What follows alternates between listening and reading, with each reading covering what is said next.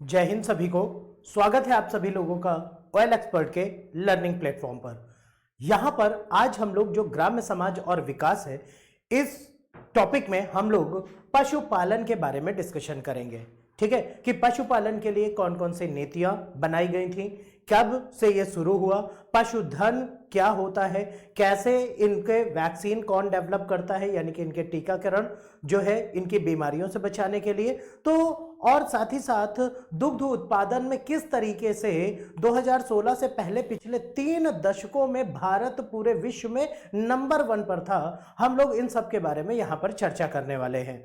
जैसे कि यहां पर आप लोग देख सकते हैं कि ये हमारे सोशल मीडिया हैंडल्स हैं, जहां से आप लोगों को डेली अपडेट्स मिलते रहेंगे, जो कि आपके एग्जाम के पॉइंट ऑफ व्यू से इंपॉर्टेंट है। जो भी आयोग के द्वारा नए नोटिफिकेशंस आते हैं, डिफरेंट एग्जाम के फॉर्म्स निकलते हैं, वो सारे आपको यूट्यूब से आपको मिलेगा। और जो आपकी क्वेरीज होती हैं आपको पीडीएफ की, ठीक है, और साथ ही साथ कोई कंफ्यूजन है तो वो सब आप लोग टेलीग्राम से आप लोग वहां से आप लोगों को मिलेगा। बाकी आपका फेसबुक, इंस्टा और लिंक्डइन पर आप सभी लोग फॉलो कर सकते हैं। ठीक है, फॉलो करिए, शेयर करिए। ठीक है, तो देरी ना करते हुए हम लोग चलते हैं बेटा आज के अपने टॉपिक की तरफ, जो है हमारा पशुपालन। तो सभी लोग जल्दी से सेशन के साथ जुड़ जाइए। ओके, बढ़िया, आते रहिए आफ्टरनून। ठीक है, तो यहां पर हम लोग बेटा बात करें कि जो पशुपालन है, देखिए जिन कृषकों के पास, यानी कि जो किसान थे, ठीक है, शुरुआत में अगर देखें तो जो कृषक ऐसे थे जिनके पास भूमि नहीं थी, यानी कि उनके पास जमीन नहीं है। अब जमीन नहीं है तो वो काश्तकार कहलाए। काश्तकार कैसे? क्योंकि वो दूसरे से भूमि को पट्टे पर लेते थे, किसी जमींदार से या सरकार से, फिर उस पर काम करते थे। लेकिन उनकी आजीविका को अपने चलाने के लिए वो लोग क्या करते थे, उससे काम नहीं चलता था तो वो लोग भरण पोषण के लिए पशुओं को भी, यानी कि पशुधन को भी पालन करते थे और उससे दुग्ध का उत्पादन करते थे। ठीक है, तो वहां पर जो छोटे काश्तकार थे, ठीक है, हमारे आजादी से पहले और आजादी के बाद दोनों समय पर जो छोटे काश्तकार थे, यानी कि छोटे किसान थे, और साथ ही साथ जो महिलाएं थीं, महिलाओं की भी उन्नति के लिए किसका इस्तेमाल किया गया कि वहां पर वो लोग पशुपालन करके अपनी जीविकापार्जन करते थे। ठीक है, अब पशुपालन के सिद्धांतों को बल देने के लिए जो पशुपालन की जो विचारधारा है ये विकसित हुई, और इस जो सिद्धांत बनाया गया ये बल देता है कि भारत में अगर देखा जाए तो पशुपालन के लिए पशुओं की संख्या भी जरूरी है। और पशुओं की संख्या कैसे बढ़ी, तो भारत में अगर देखा जाए तो जो टोटल आपके जो पशुधन है, पशुधन का मतलब क्या है, सिर्फ गाय भैंस से मतलब नहीं है। गाय, भैंस, बकरी, भेड़, ऊंट, ठीक है, ये सभी आते हैं, मवेशी सारे आते हैं। ठीक है, तो पशुधन की आबादी की अगर बात की जाए तो भारत में लगभग 53 करोड़ है। यानी कि भारत में, यानी कि इंडिया में हमारे क्या है कि टोटल जो पशुओं की आबादी है वो लगभग 53 करोड़ पशुओं की आबादी है। ठीक है, और इसमें भी अगर देखा जाए तो जो ये पूरी कृषि में मत्स्य और वन क्षेत्रों का लगभग 26% के बराबर है। यानी कि भारत में जो टोटल आपका एग्रीकल्चरल लैंड है, ठीक है, एग्रीकल्चरल लैंड के अलावा देखा जाए तो वहां पर बहुत से लोग खेतों में ही मत्स्य पालन का भी काम करते हैं, मछली भी पालते हैं, साथ ही साथ तालाबों में, पोखरों में भी पालन करते हैं।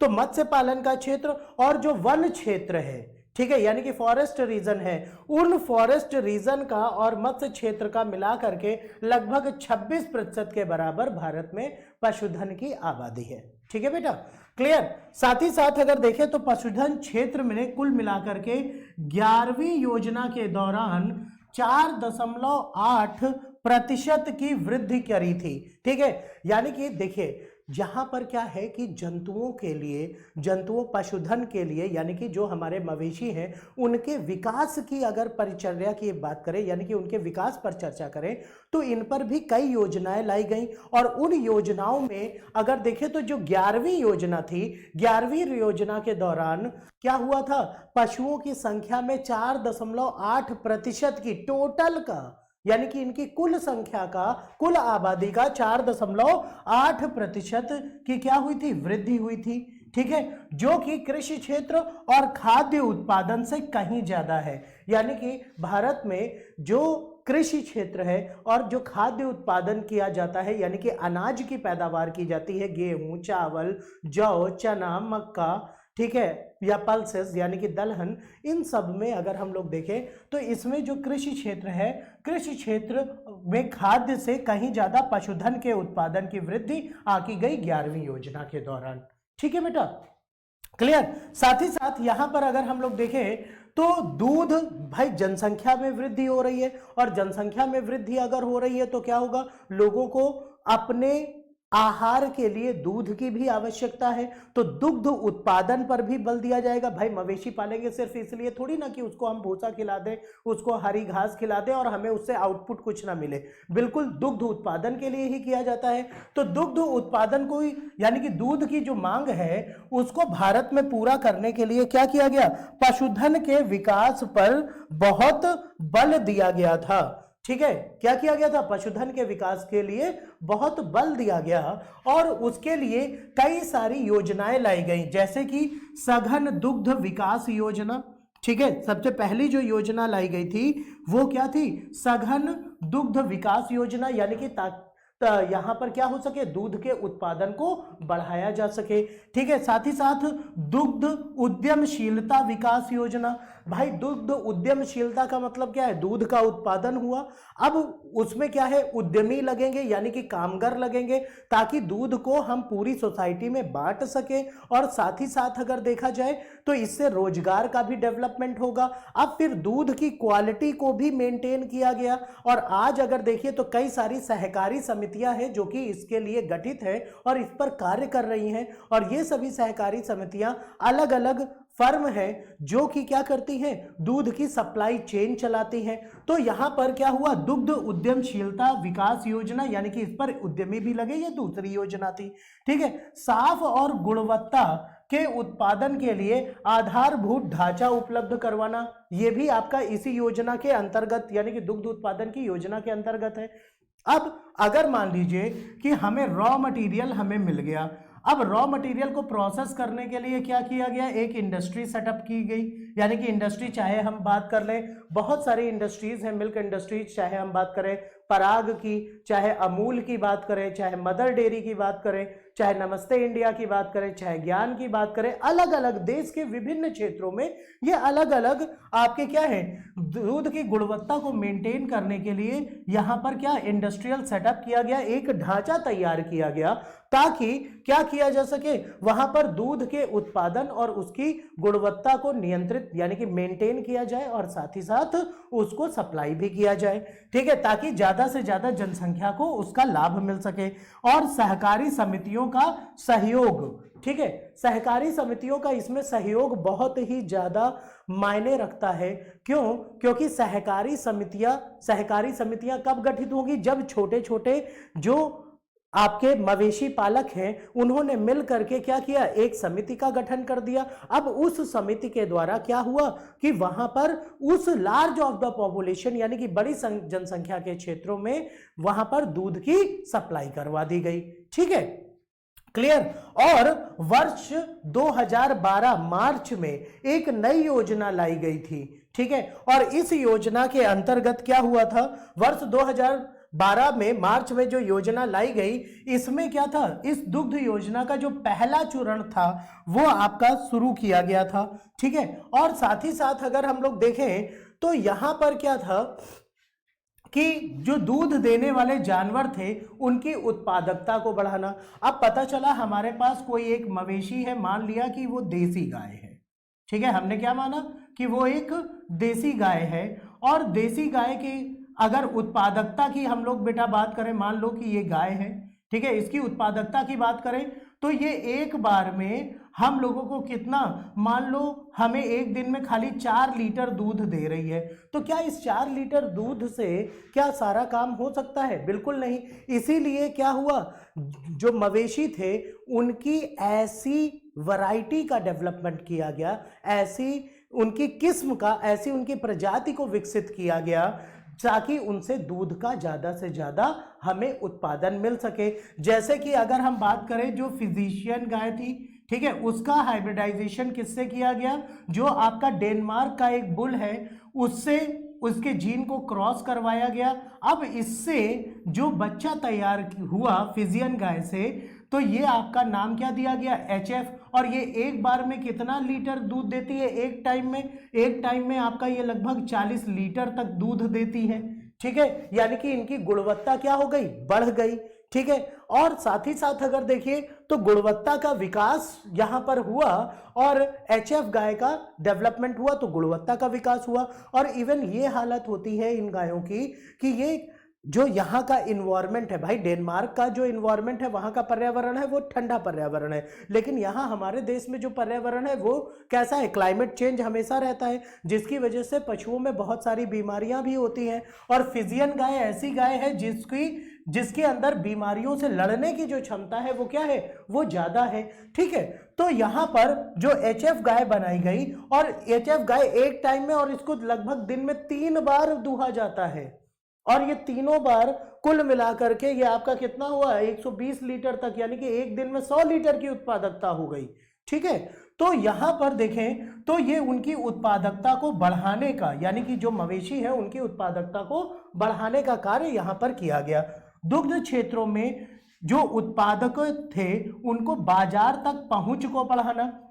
भाई हमने 40 लीटर एक टाइम में, यानी कि एक दिन में लगभग 100 लीटर हमने क्या किया, दूध का उत्पादन किया। अब ये तो है नहीं कि पूरा 100 लीटर घर में ही कंज्यूम हो जाएगा, उसको हमें बाहर जाकर के बेचना है, तो बेचने के लिए बाजार की आवश्यकता है जहां पर बहुत से लोग आ सके। तो बाजार में बेटा क्या है कि बाजार में जब लोग आए तो वहां पर जब रॉ मटेरियल पहुंचेगा तभी तो बिकेगा। तो इसलिए यहां पर जो उत्पादक थे, यानी कि जो लोग इन पर काम कर रहे थे, तो उत्पादकों को क्या किया गया, उनको बाजार तक पहुंच को बढ़ाया गया। ठीक है, उनकी बाजार तक पहुंच को क्या किया गया, इंक्रीज किया गया। ठीक है, साथ ही साथ गांव स्तर, भाई मवेशी शहर में तो ऐसा तो है नहीं कि शहरों में हम फ्लैट में रह रहे हैं और हमने अपने फ्लैट में 6th floor 8th floor 9th floor जहां भी रह रहे हैं गेट के बाहर हमने अपना मवेशी बांध रखा है, गाय या भैंस बांध रखी है, ऐसा तो होता नहीं है। ठीक है, तो यहां पर क्या हुआ कि गांव स्तर यानी कि ग्रामीण स्तर पर दूध की खरीद के ढांचे को मजबूत करके इसका विस्तार भी किया गया। ठीक है, क्योंकि ग्रामीण स्तर पर ही लोग ज्यादा मवेशी पालते हैं, और वहां पर ग्रामीण स्तर पर लोगों ने जब मवेशी पाला तो उनको क्या किया गया कि दूध की खरीद का एक ढांचा, ये नहीं कि उनसे हम 10 रुपया लीटर जाके खरीद लेंगे, नहीं मिलेगा, एक ढांचा तैयार किया गया ताकि जो पालक है, जो पशुपालक है, उनको इसका प्रत्यक्ष लाभ मिल सके, सीधा लाभ मिल सके।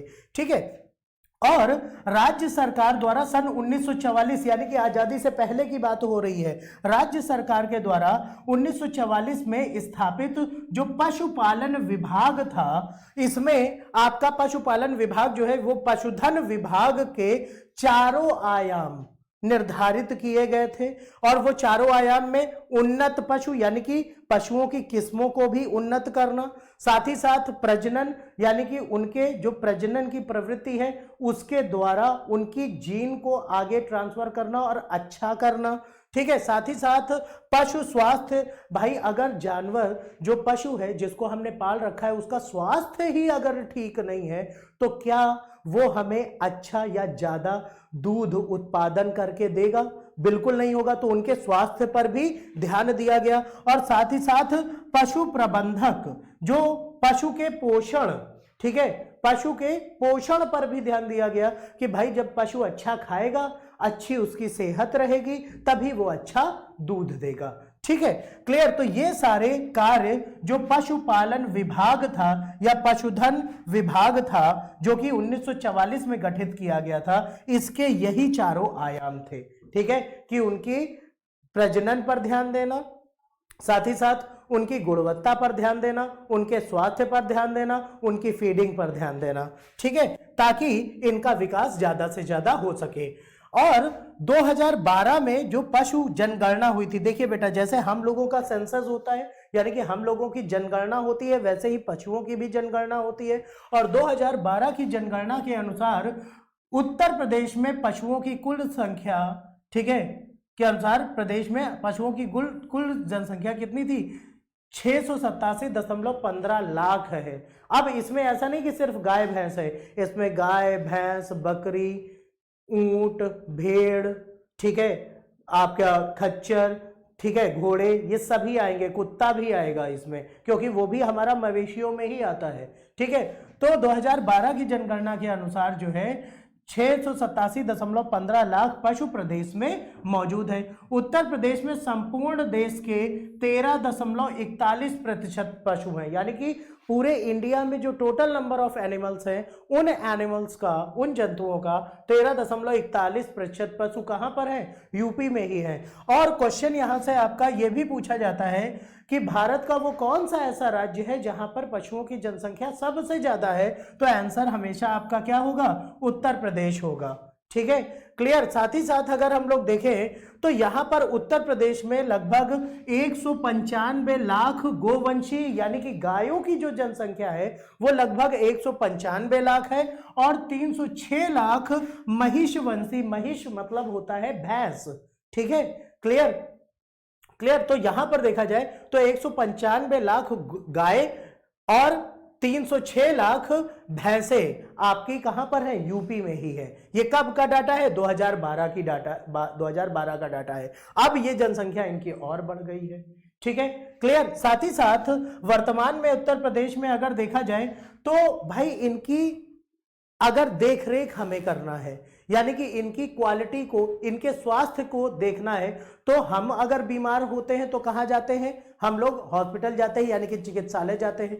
पशुओं की देख रेख और उनकी, पशुओं की जो क्या है, उनका स्वास्थ्य है, उसके लिए पशु चिकित्सालय की स्थापना की गई और यूपी में लगभग आपका 2200 पशु चिकित्सालय है, यानी कि 2200 पूरे यूपी में।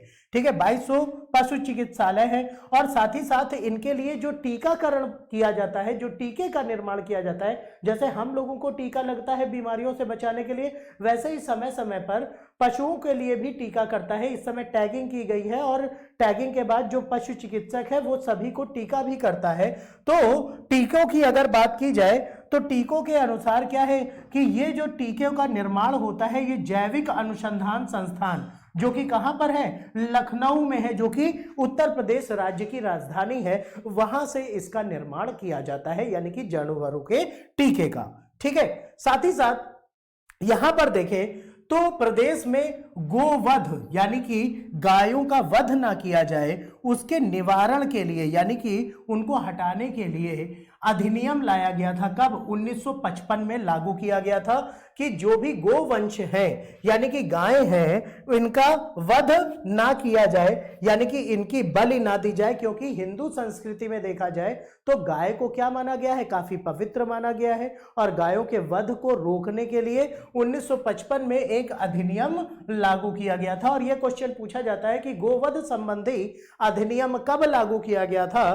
तो 1955 में। ठीक है, साथ ही साथ देखा जाए तो जो राज्य सरकार के द्वारा पशुपालन विभाग की जो स्थापना की गई थी ये 1984 में की गई थी। ठीक है, ताकि राज्य सरकार के द्वारा ये आपका क्या किया गया कि पशुपालन विभाग लाया गया, ताकि पशुओं के पालन की जो व्यवस्था है वो सुचारू रूप से मिल सके और जो पशुपालक है उनको उसका संज्ञान कराया जाए, ताकि वो लोग जानवरों यानी कि मवेशियों के स्वास्थ्य पर ज्यादा ध्यान दें। और साथ ही साथ स्वास्थ्य अगर ज्यादा ध्यान देंगे तो उत्पादकता अपने आप बढ़ जाएगी, तो दूध का उत्पादन भी बढ़ेगा। और ये आपका जो पशुपालन विभाग की स्थापना यूपी में कब की गई थी? तो 1984 में की गई थी। ठीक है, और शुरुआत में जो पशुधन विशेष चिकित्सा हेतु जो पशु चिकित्सा पॉलीक्लिनिक है वो उत्तर प्रदेश के 4 जिलों में किया गया था, गोरखपुर, मुजफ्फरनगर,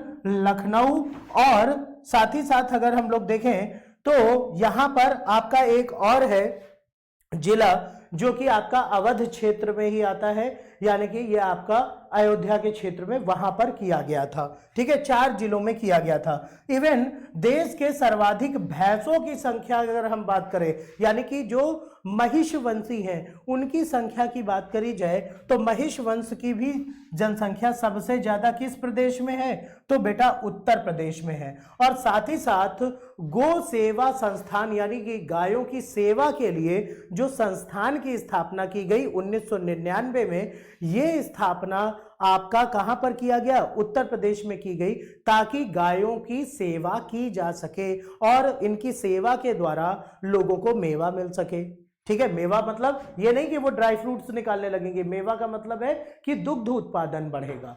ठीक है बेटा, क्लियर। अब आगे हम लोग देखें तो यहां पर जो दुग्ध विकास संबंधी योजनाएं और कार्यक्रम चलाए गए थे, तो इसमें अगर देखा जाए तो दूध के उत्पादन और साथ ही साथ अगर देखें तो दूध का जो विनिमय है यानी कि उसका एक्सचेंज है। ठीक है, विनिमय का मतलब क्या है? एक्सचेंज है। एक्सचेंज के केस में क्या हो गया? यानी कि व्यापार है।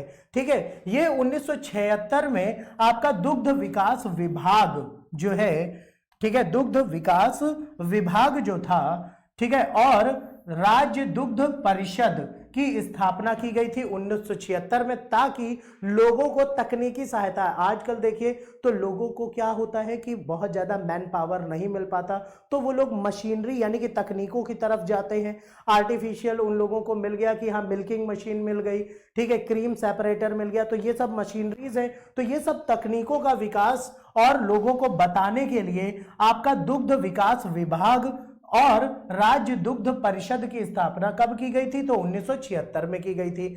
अब 1970 और 71 में क्या हुआ था बेटा कि ऑपरेशन फ्लड लाया गया था। फ्लड का मतलब होता है बाढ़, और ऑपरेशन फ्लड का जो पहला चरण है ये आपका कब? 1973 में यूपी में वाराणसी, मेरठ, बलिया जिले में शुरू किया गया था ऑपरेशन फ्लड का पहला चरण। और कब ये शुरुआत हुई थी? 1970-71 में केंद्र सरकार के द्वारा शुरू किया गया था, यानी कि सेंट्रल गवर्नमेंट के द्वारा शुरू किया गया ऑपरेशन फ्लड। लेकिन यूपी में यह लागू कब हुआ? 71 के बाद 73 में। और ऑपरेशन फ्लड से क्या हुआ? आपका 4 जिलों में किया गया, वाराणसी, मेरठ, बलिया जिले में ऑपरेशन फ्लड लाया गया, ताकि क्या हो सके? दूध के उत्पादन को बढ़ाया जा सके। ठीक है, और ऑपरेशन फ्लड का दूसरा और तीसरा चरण, तो दूसरा चरण जो है 1982-83 में शुरू हुआ, और यूपी में आपका क्या हुआ कि 82-83 से शुरू होकर के 87 तक चला।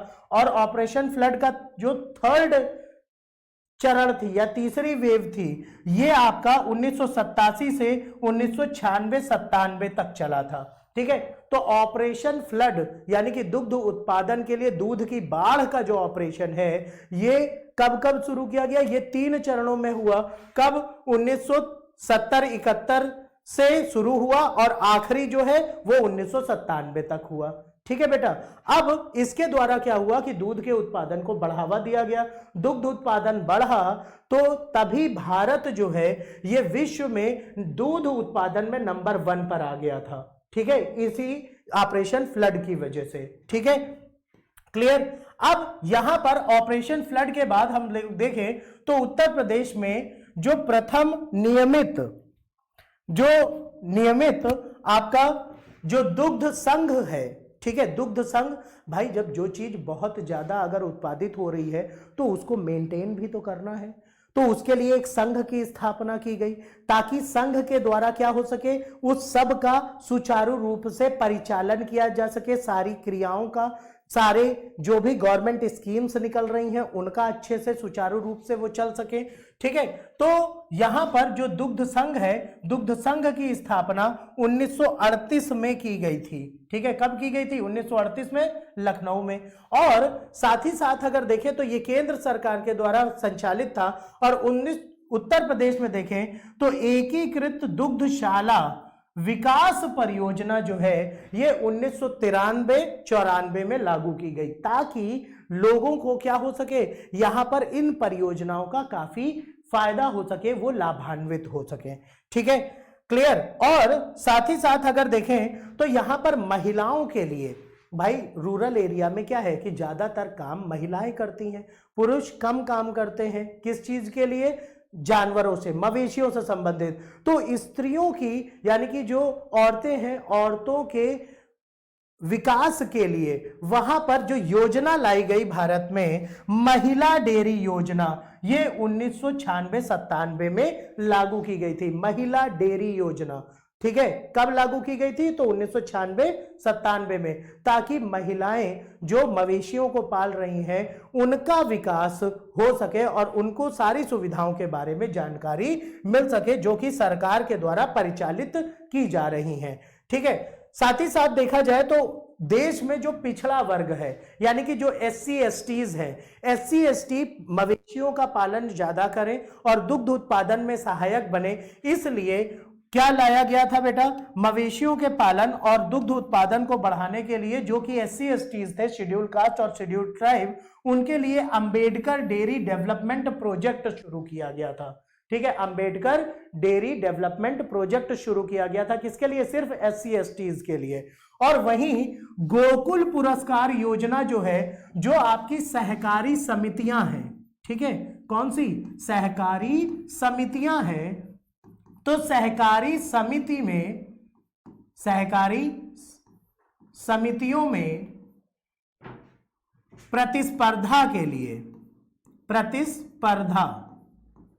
ठीक है, सहकारी समितियों में प्रतिस्पर्धा, यानी कि जो भी सहकारी समितियां हैं जो कि काम कर रही हैं, तो सहकारी समितियों में प्रतिस्पर्धा के लिए क्या किया गया था? गोकुल पुरस्कार योजना को शुरू किया गया था, कि जो कि अलग अलग समितियां हैं कि किसका कार्य ज्यादा अच्छा है, किसका कार्य कम अच्छा है। ठीक है, तो इनके कार्य के आधार पर जो गोकुल पुरस्कार योजना है, ये सहकारी समितियों में प्रतिस्पर्धा यानी कि आपस में क्या हो, कंपटीशन हो, उसके लिए शुरू किया गया था। साथ ही साथ प्रादेशिक कोऑपरेटिव डेयरी फेडरेशन का गठन 1962 में किया गया था, ताकि जो डेयरी के द्वारा विकास है देश का, उसको क्या किया जा सके, उसको क्रियान्वित किया जा सके। और प्रादेशिक कोऑपरेटिव यानी कि जो आपकी सहकारी समिति है, इसका मुख्य कार्य क्या है कि दुग्ध का उपार्जन करना, संग्रहण करना, प्रसंस्करण करना, यानी कि दूध को कलेक्ट करना, उसको सुरक्षित रखना, उसका क्या करना, प्रसंस्करण करना यानी कि रिफाइन करना, उसकी क्वालिटी को मेंटेन करना। और साथ ही साथ देखें तो दुग्ध उत्पादन निर्माण में जो वितरण है, यानी कि हम लोग रूरल एरिया में से तो ये लोग कलेक्ट कर लेते हैं सहकारी समितियां, और शहरी परिवेश में वितरण करते हैं, सब जगह पहुंचाने का काम आपका इन्हीं समितियों का होता है। ठीक है, साथ ही साथ भारत में राज्य दुग्ध विकास परिषद की भी स्थापना की गई थी। और दुग्ध परिषद जो है, इसका काम क्या था? दुग्ध परिषद का काम था कि अगर कोई भी नई सहकारी समिति का अगर गठन होता है, ठीक है, किसी भी नई सहकारी समिति का अगर गठन होता है, तो उसको लाइसेंस प्रोवाइड करना कि हाँ भैया आप अपना शुरू कर सकते हैं कार्य, और आप लाइसेंसिंग कर दिया गया उनका कि हाँ आपको लाइसेंस मिल गया कि आप ये काम कर सकते हो। साथ ही साथ क्षेत्र आरक्षण, क्षेत्र विशेष में यह समिति या यह सहकारी समिति कार्य करेगी, तो वहां पर क्षेत्र आरक्षण भी कौन प्रदान करता है? राज्य दुग्ध परिषद प्रदान करता है। साथ ही साथ दूध के मूल्य का निर्धारण, अब ऐसा नहीं है कि सहकारी समितियों ने किया और वो कह रहे हैं कि नहीं हम दूध 100 रुपए लीटर बेचेंगे, ऐसा नहीं हो सकता। दूध के मूल्य का, जिसको लाइसेंस मिला है, जिसका क्षेत्र आरक्षित है, उनके द्वारा उत्पादित जो दुग्ध है, दूध है, उसके मूल्य का निर्धारण भी कौन करेगा? यही दुग्ध परिषद करेगा। और उत्पादक विनिमय आदेश यानी कि जो प्रोडक्शन है उसके एक्सचेंज का जो आदेश है, वो आदेश भी कौन देगा? यही राज्य दुग्ध परिषद ही देगा। ठीक है, तो इस तरीके से हमारे समाज में पशुपालन और दूध के विकास और दूध के उत्पादन पर कार्य किया गया, उत्तर प्रदेश में भी और पूरे देश में भी। ठीक है, ताकि सभी लोगों को जो दूध है, जिसको कि संपूर्ण आहार कहा जाता है, इसकी फैसिलिटी या ये खाद्य के रूप में सभी लोगों को मिल सके। ठीक है, क्लियर? तो उम्मीद करते हैं कि यहां पर आप लोगों को ये सारे पॉइंट्स क्लियर होंगे। तो होली का त्योहार है, चल भी रहा है, अब तो आज खैर देखा जाए तो समापन पर है। तो सभी लोग उम्मीद करते हैं कि सुरक्षित होंगे। फिर से पढ़ाई पर लग जाइए और मेहनत करिए। Be safe, be cool. ठीक है, मिलते हैं अगले सेशन में। Thank you.